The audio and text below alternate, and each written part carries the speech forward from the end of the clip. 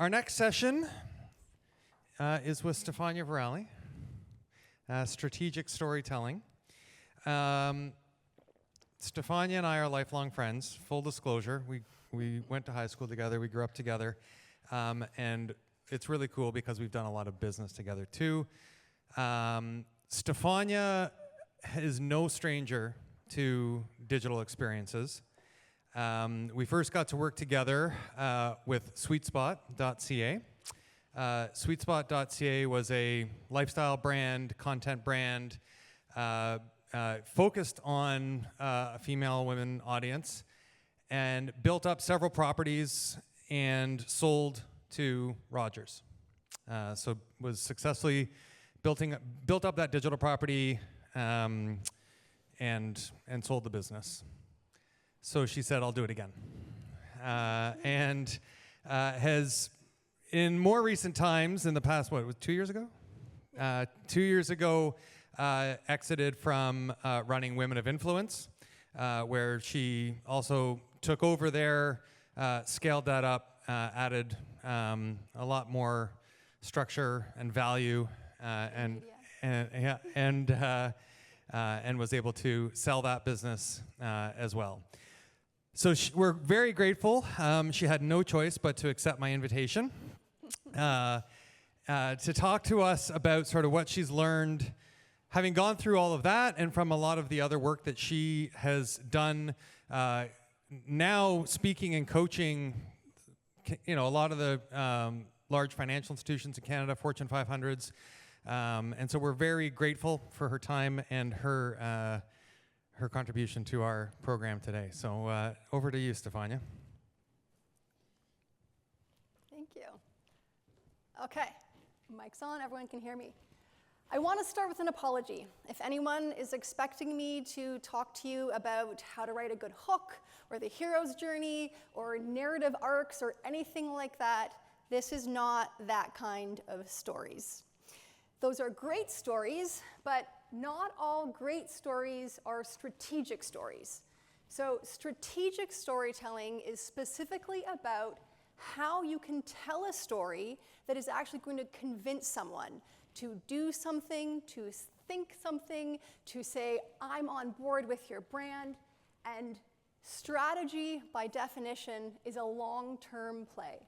It is, I'm going to get to this goal over time. And why do I call it storytelling and then have to start by saying it's not that kind of storytelling? Because what we're going to be learning about, the closest word that I could find when I was starting this is storytelling. Because our brains make decisions using narrative arcs. But I'm going to start with a story. Okay, so meet Bob.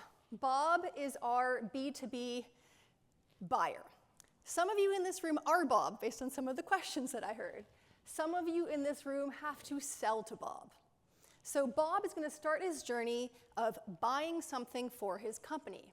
Now, Bob knows he is in for a hell of a journey. This is not an easy thing to get done. There are multiple stakeholders. There are multiple phases. There are a lot of people that Bob has to get on board. There are a lot of solutions Bob has to think about. So Bob has a journey. Looking at this makes me nervous, so let's make it simpler. 6 Sense, in their 2024 buying report, put together a much easier way to digest this. About 70% of the journey is a selection phase. They are going out, they are creating their consideration set. They are figuring out who they want to talk to, and they're figuring out also who's the front runner of the pack. The last 30% will be their validation phase. They're going to talk to these people, and they're going to say, did we pick the right one? What can you actually do? Let's see if this works. Now, it looks simple, but there's still over 800 touch points that they will have with brands along that journey. And that includes having a virtual sales meeting. But it also could be seeing an ad. It could be talking to their friend in the other company who did something similar to this. It could be reading a white paper. The thing that you have to remember is that it's around that point when Bob says to you, let's talk. In fact, if you try and talk to Bob before he's hit the point where Bob is ready to talk, Bob will not be happy.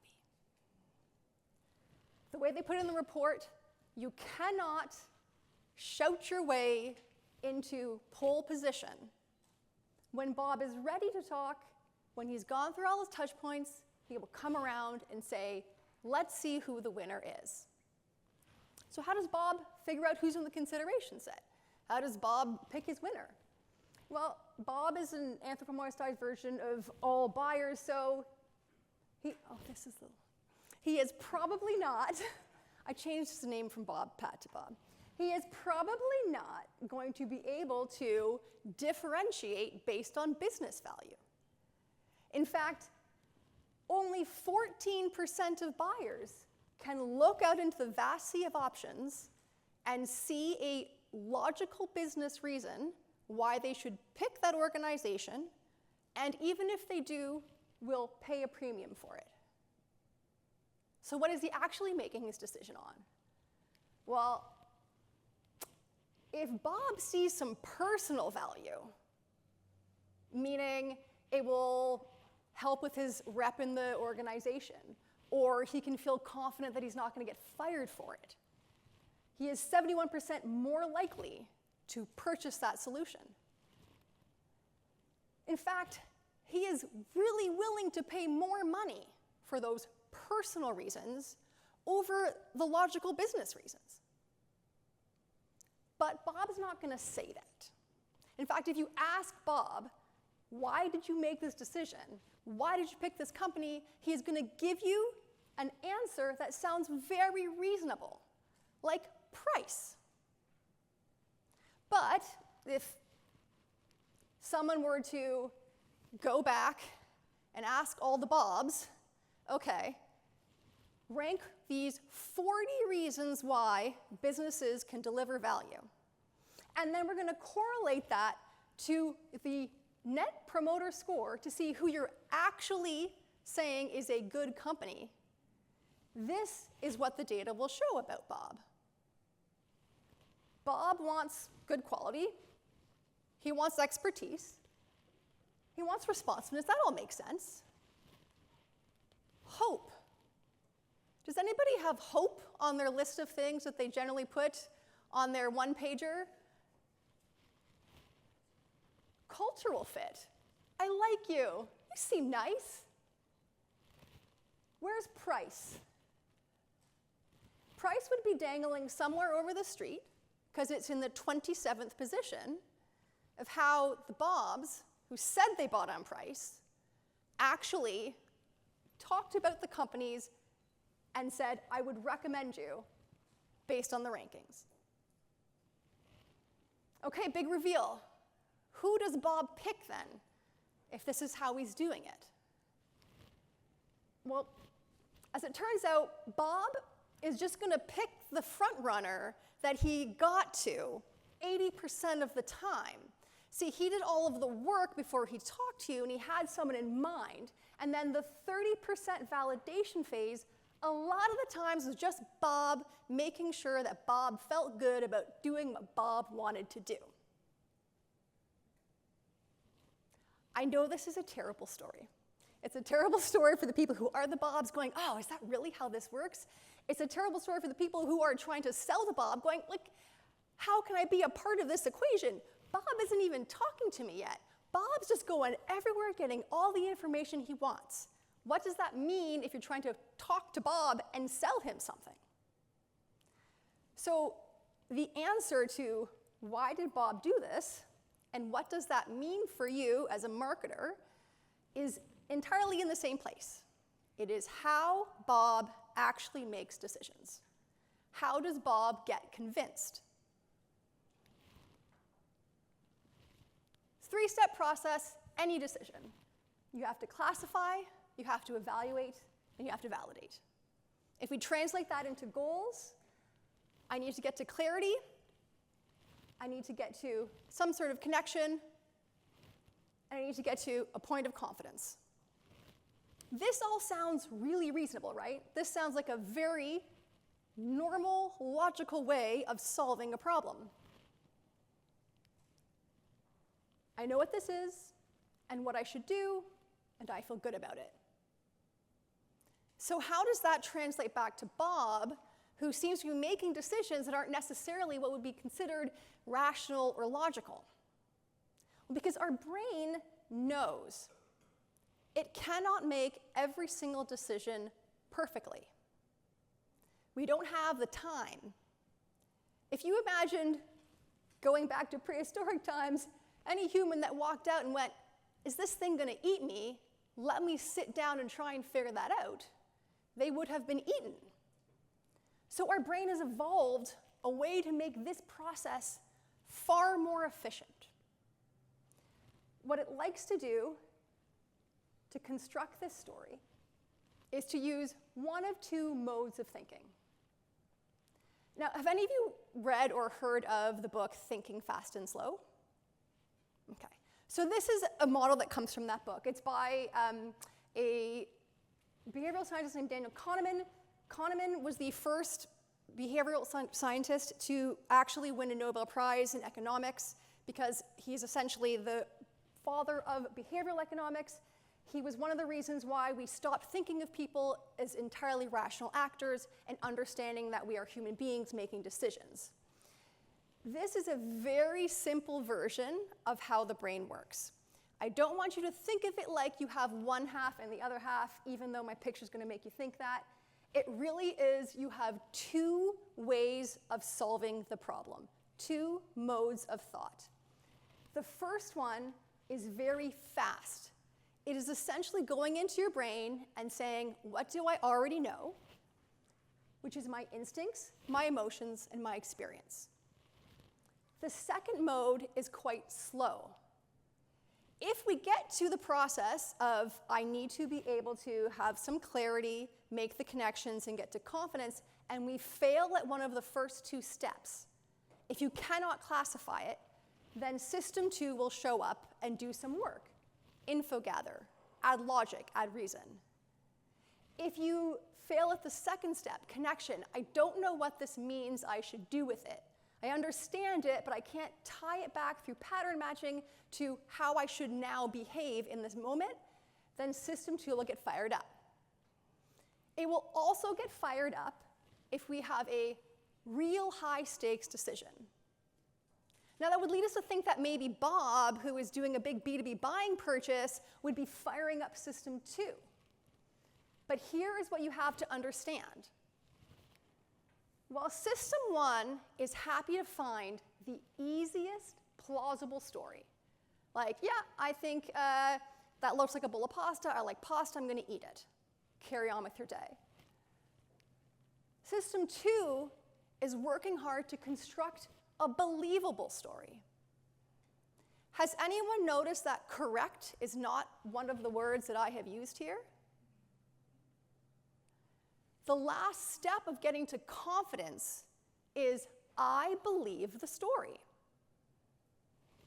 System 2 is just as good at convincing us of the wrong result as it is of convincing us of the right one. So we are, yes, capable of easy, fast, automatic, autopilot. 90% of the time we do it that way. But even when we try and think a little bit harder, sometimes we don't get to the best. I mean, it still wouldn't be possible. In a highly complex system, how would you even go through every single one of the options? If you're buying a house, you don't say, I'm going to look at every single house available in the city before I make one. You stop when you say, I have done enough to feel good about this decision. Makes sense. Still doesn't quite explain how we end up making kind of ridiculous decisions sometimes. And I'm sure there's still many in the audience who are like, well, that still sounds pretty logical. Here's the thing that we also have, shortcuts. So our brain not only equipped us with the ability to say, there's the easy ones I'll do fast, there's the hard ones I'll try a little bit harder on, but I'm also going to put in a few tricks that will make it so that this system that I don't want to waste resources, I don't want to think when I don't have to, will be able to arrive at a I feel good as efficiently and as easily as possible. I know that this is overwhelming. That's kind of the point. This is the Cognitive Bias Codex with over 188 ways in which you make a decision quickly. These are the things that can lead us down the path that maybe isn't perfect and sometimes is wrong. Often they can be right. Now, I'm not going to try and get anyone to go through all of these or understand all of them, and you don't. The thing that you have to know is what they tend to do to our decisions. It is like having a guide inside our brain going, hey, that path looks easy. That path feels easy. You should take that one.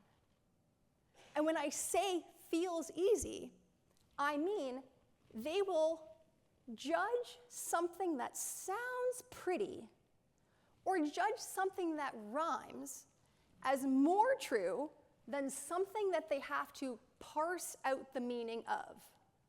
You know the saying, sounds about right? If it sounds about right, it sounds about right. Our brain will take us towards the simplest, most fluent, easiest path. The other thing it will say, don't change your mind. Don't ever change your mind. Changing your mind means I have to rewrite the code that created the instincts and the feelings and the beliefs that were there. I have to sit and feel like I did something wrong already. Nobody wants to feel that way. So if you just hunker down and don't change your mind, we will get to a solution that's going to make you feel confident and good. That's where I'm trying to get you. Don't change your mind. And the last category that you can pull all these into, is all about making us feel like we have made the right decision. Yes, you're right. Has anyone ever heard of confirmation bias? Yeah, our brain will go out and look for the information that says, yes, you got it. See, all of these codes, all of these cognitive biases, all of these heuristics, if you want to talk about the technical term, are there in order to make us take an efficient, risk-avoidant path towards the completion of our task. It saves us from going into the unknown. It saves us from expending energy. Does it always get us to the best solution? Well, not necessarily. But do we need the best solution, or do we need a solution that is good enough that our brain says, oh, this is great, you did good? Because that's how we move on to the next thing. So when you start understanding decision-making, not as I'm aiming for perfection that probably isn't going to be possible anyways, and instead I'm trying to get to I feel good about this decision, and my brain is wired to get me there as fast as possible, and it is so wired that way, in fact, it will tell me tricks to get me to happy that maybe aren't the best for me, but I will convince myself that they are. It is a reframe of how people are making their decisions. So what does that change about their convincing story? Clarity is, I can sum it up easily. We like to think of clarity as, oh, I have complete understanding of this thing, but it's not. It is, I can catalog you in my mind and retrieve that information simply.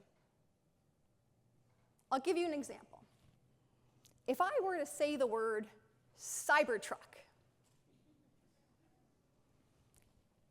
whichever way it went in your brain, I bet that word pulled in a whole lot of information into a tiny little nugget of understanding. If somebody calls you on the phone and you pick it up and you look at the number, you know how sometimes you go, oh, because you're happy? And sometimes you go, oh, because you do not want to talk to that person? That tiny nugget, that feeling, is the story our brain is trying to get to. I can understand where you belong in the sphere of all other things. Not I understand everything. I understand where you belong in the sphere of all these other things. Connection becomes, it feels aligned with me. But we like to think of connection as, oh, you need something, let's look at the feature set. Does the feature set match up? I mean, that would be the rational way of doing it. But the way that it actually happens is, you know, if this feels familiar, it's probably safe. There's a lot less risk if I don't have to change my mind.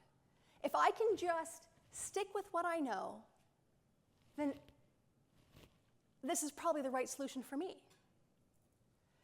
When you're doing this in marketing, we all know that if you put a picture of someone in the ad that is someone they can identify with, it will increase a lift. It will get them to be more likely to engage or purchase. But if you align with their story of who they are and what they want, and Mondelez has done this with their advertising, the lift goes from 15 to 20% to a multiplication factor of that amount. We are looking for every clue that shows us connection, not just the ones that seem rational. What about confidence? Confidence is all about, I can defend this story. Because we do not want to sit in uncertainty. So our brain knows if we're stuck in uncertainty, we will never move on to the next decision. So it will give us, you must get to a place where you feel good. Go find that story for me. Some of these things are obvious, and I'm sure all of you know. You can use social proof. You can have reviews on your website. You can do any number of things like logos in order for people to understand that there's someone you can trust. The interesting thing about confidence, the number one way that you can actually achieve that feeling is by saying the same story over and over and over in every single spot that they find it. Remember Bob and his 800 touch points? If he goes to every touch point and it tells him the same clear story, Bob will trust you more.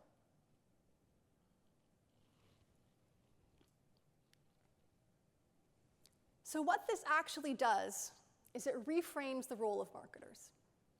We're not trying to just tell them loudly and persistently all the reasons why they should logically choose you. I mean, I can define that as your story. But what I also tell people is that your story might be about you, but it's not for you. The story you need to tell is actually the one that convinces them. The one that enables them to get to, I feel good about this. I feel confident in this. And they need to be able to easily construct that story along that entire journey, and they will convince themselves. If you try and tell someone, trust me, do they trust you? That sounds a lot like trust me, bro. But if you point out the stars and enable them an easy path to find that constellation, that goes from trust me, bro, to, oh, you're the number one winner in my consideration set. It seems like you understand me. It seems like you understand my problems. You haven't tried to give me a giant page of information all about you.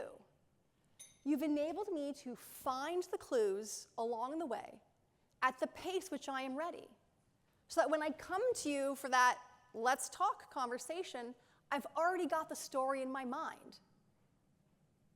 Do I want to change that story? No. We will often use that validation phase to prove ourselves right. And our mind gives us all of the tools that it needs to do it. Our mind decides what information we choose to put top of the list and what information we choose to disregard completely. We are capable of constructing a story. And if you give them the right clues at every single spot that they will encounter you, not just on the web page, but on the e-commerce page, if it all points back to that same promise of value, that same understanding of who you are, for them, they will convince themselves. So, in practice, you can, probably with the help of AI, take every single one of those cognitive biases and understand where they can fit so that when someone reaches out to you, they deliver something that will immediately get them on board. From bigger picture perspective, the only thing you need to remember is that they have to classify you first, and you have a very small amount of space in which to fit that classification. If you have a value proposition that is 10 pages long, you need to turn that into a paragraph. And then you need to tell that story in pieces everywhere you go.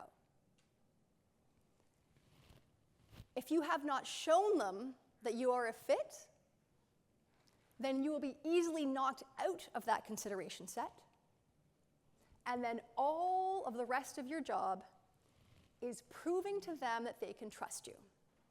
Because especially in a B2B decision that are high stakes, where Bob could get fired if he does it wrong, the biggest hurdle Bob has to overcome is his belief that he has made the right choice. So whatever Bob needs to get there, you should have ready to give him. I'm not telling you to ignore things like facts. Bob needs the table stakes still. Bob needs to feel like he made a rational decision. In fact, if Bob can't get to the point of, I picked it for the price, Bob will not feel confident. But understand that the data going into Bob's decision-making is so much bigger than I've made my list of reasons why I'm right for you. Bob isn't looking for perfect. He is looking for an easy path to a believable story that he can feel confident in. And then you need to tell him what to do next. 28. Okay, I'm sure there's got to be questions. I hope there's questions.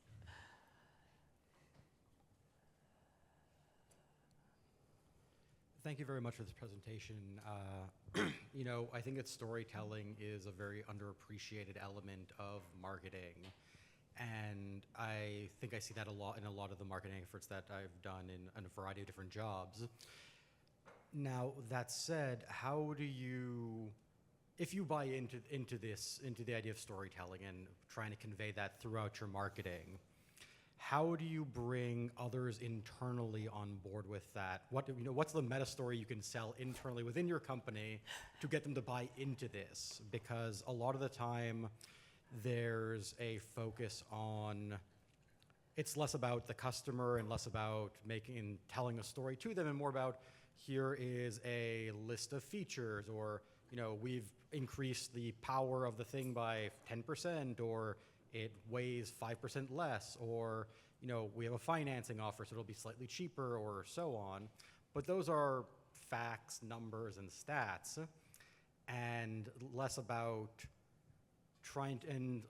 making them feel, like you said, safe, reaffirming them and kind of laying out the story of what's going on here to bring them to you. But when those conversations are had internally around what kind of messaging do you produce to tell that story, there's often a pushback on, well, that's not the route we want to go in, we're just going to focus on this. So how do you get people to buy into that story as a concept? So generally speaking, when you're thinking about this, what I like to tell people is that it actually makes it a lot easier to figure out what to say and not waste your time spending time or money on making noise.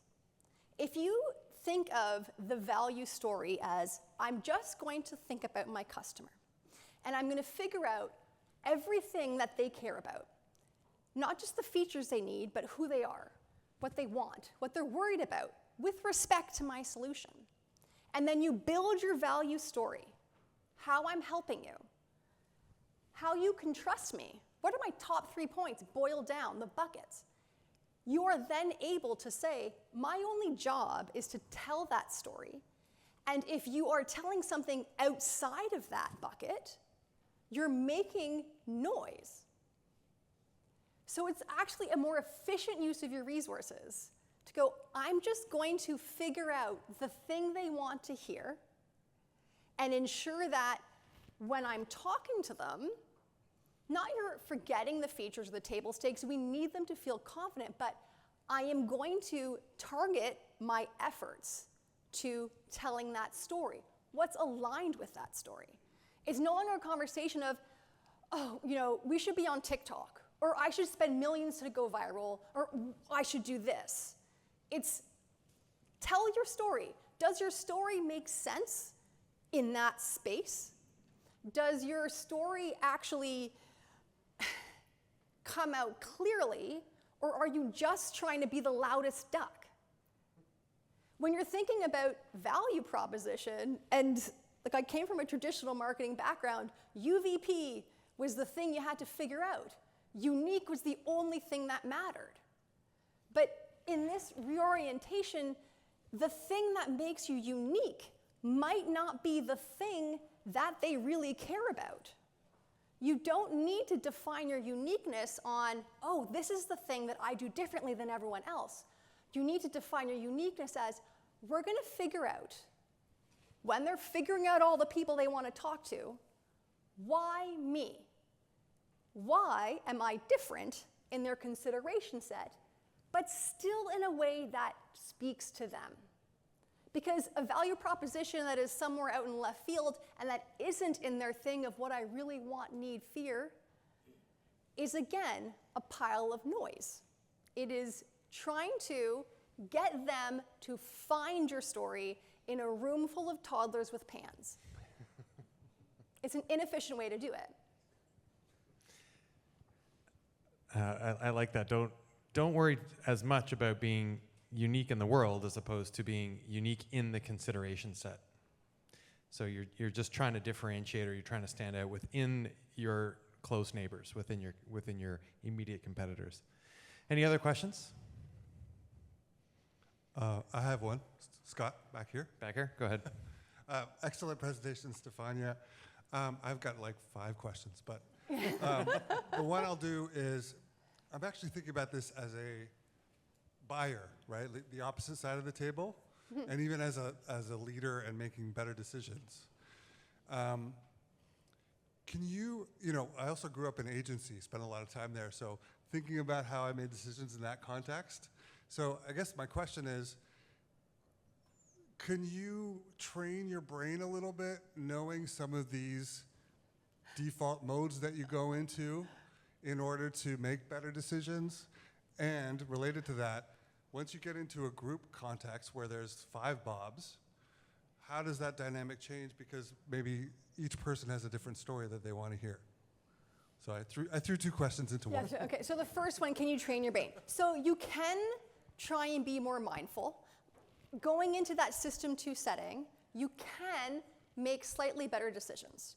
But I will say, as someone who spent 10 years in the world of diversity, equity, and inclusion, where unconscious bias training was like the #1 thing. We said, if we just tell people they're sexist, they'll stop being sexist. Do you know what we actually did? The study showed that unconscious bias training, anyone who had gone through it, came out the other side thinking, I'm not sexist anymore. And so when they went and did sexist things, they were able to say to themselves, it's not sexist, I have another reason. I'm not actually being sexist. I'm doing the sexist thing, but it's not because I'm sexist, there's a real reason. So it gave them an excuse to be worse. So your brain, there's literally a bias that is specifically about how we think we aren't biased, we just think everybody else is biased. There's literally one on that codex that is about how your brain is designed to tell you, it's not you, it's just everyone else. You're logical. So like, yeah, you could try and be more aware. You can put in some fail-safes, larger buyer groups maybe, can erase some of the individual bias, but the reality is this is just how our brain works. We are designed, and again, most of the time, it gets us somewhere that is fine. There's a whole other researcher that came after Kahneman who fought tooth and nail for people to say, don't treat them like they're bad. Sometimes the shortcut is better. He actually proved that in hospitals, when you try to give people a 27-point list of what to do to detect a heart attack, it was worse than the 3-point list that relied on some gut instinct. Sometimes your gut is great. And when you are facing, I remember AI, for example.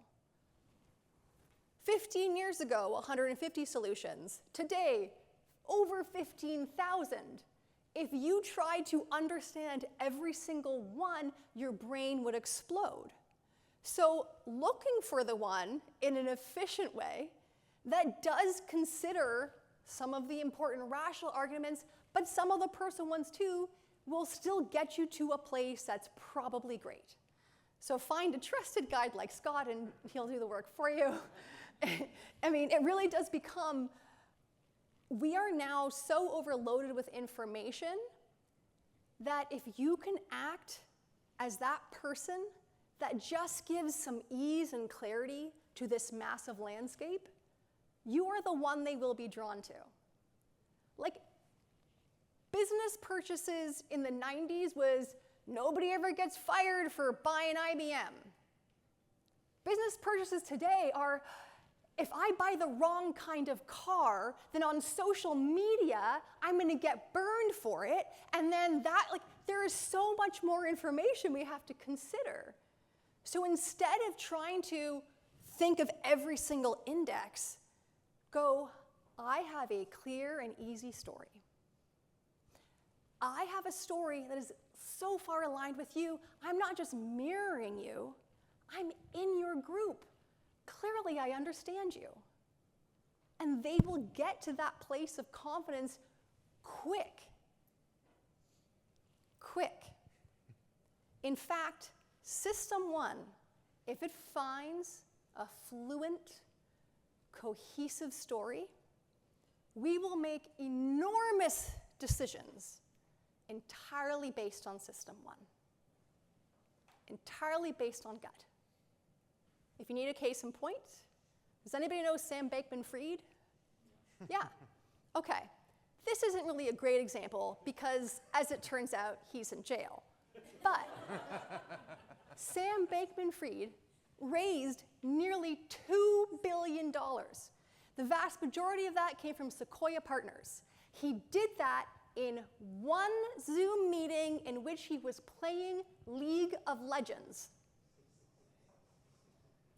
Because Sam Bankman-Fried presented the story of the tech genius. He had crazy, messy hair. He played League of Legends. I don't need you, I'm so smart. And Sequoia Partners really wanted to believe that they were sitting on the world's greatest gold mine. They had all of the pieces they needed to go, yeah, let's give them money. Even though the guy that took over as CEO went, there is literally no record keeping whatsoever. So yeah, sometimes our system fails. And I'm sure the highly confident people in that room are now a little less confident and are going to be thinking more about the next decision. But most of the time, the system works. Otherwise, we would have changed it. It's just more challenging today because where it was once pick the path, 1, 2, 3, a lot of our decisions feel like someone has plopped us down in a desert and said, which way do you want to go? Comes from gut. Or it comes from, I'm going to make sure this guy agrees with me so that if we both die, at least it's not only my fault. So I think I only answered one question, and now I forgot what the second question was. Any other questions? I have one more. At the back there, yeah, go ahead. Amazing presentation. I think, recent probably election results in a few countries validate system one. Oh, yeah. And no logic and the cognitive bias and the repeating of a message, the same message, whether it's, as long as it's Repetition plausible. bias. If Yeah, you hear the it enough times, you plausibility, believe it. believability. But where in that kind of, you talked about the 70% selection process and then the validation. Do you see fitting, or do you even see this going forward, like the testimonial and social proof, if you will, like where, is it coming in both those phases, that sort of, that building trust? Yeah, so building trust, like whenever I talk to people about how to build trust, there is the time before you and the time after you. The time after you is when they've actually engaged you in the room and they have your human face in front of them and they are making judgment calls. They're saying, oh, you left your camera off on the Zoom meeting, I can't see you. Their brain says, I don't trust this person. I'm sorry, that's just how it goes. Before you is all the other touch points where they've been collecting information. And there's a lot of ways that our brain goes, I can trust this. As I said, some of them are just, is it easy to understand? Our brain has a shortcut, well, if you can understand it quickly, you can trust it more. Some of it is, do I have to change who I am? If you are ever trying to convince someone of a new product, do not say, you're wrong, here's the new right one. Say, you don't have to change a thing. I am taking your amazing you and making you a little bit better. We're going to be more right together. Do you want a case in point? Does anyone remember New Coke? They tested New Coke out the wazoo. They tested it for years. Everyone loved it more, just like everyone loved Pepsi more in every Pepsi challenge. Coke thought it had done all it needed to do. It had phone banks calling customers, 200 customers a week, just to make sure they liked New Coke. But you know what they did wrong? They called it New Coke. People gave them death threats for tearing down an American institution, for making everything not make sense anymore. 2 months till Coke Classic came out. I can remember this from my childhood. If you're too young, same story. Remember when the green M&M wasn't sexy anymore? Like, our brain just likes to stay with all of the work it did to make who we are, and any challenge to who we are is not a, oh, I see, I'm going to change everything. It is, I must now find a story that allows me to maintain who I am and ignore what you're saying. That is literally how it works. I feel like, convince them of something quickly, and we've just spent an entire day trying to be convincing. Yeah, but the story is that Flywheel is helpful. Okay, all right. Flywheel was so helpful, they put on an entire summit for their partners to learn. There you go. You can make decisions of what to do based on what would make sense for my story. There you go. Makes life a lot easier. Thank you, Stephania. Thanks, everybody.